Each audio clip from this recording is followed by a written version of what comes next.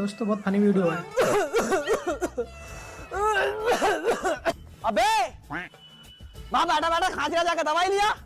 अरे पापा दवाई तो लिया हूँ, लेकिन मेरे पास पैसे तो है ही ना। पैसे ना तेरे पास ना, रुक जा मैं देता हूँ। दे रहा है भाई पापा इसको। ये पकड़। ठीक है आ रही हूँ। लाओ पापा। ये पकड़ 500 रुपए और दवाई लेके घर को जल्दी आ जाइए। ठीक है जा। ये दवाई भाई खांसी की है। को बड़ी देर हो गई, जाओ अभी कुट्टी भी करनी है। कहाँ रह गए? फोन करके देखूं।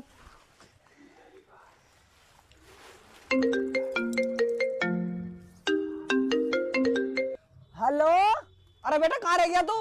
अरे पापा अभी टाइम लगेगा, मेरे बोतल चल रही है।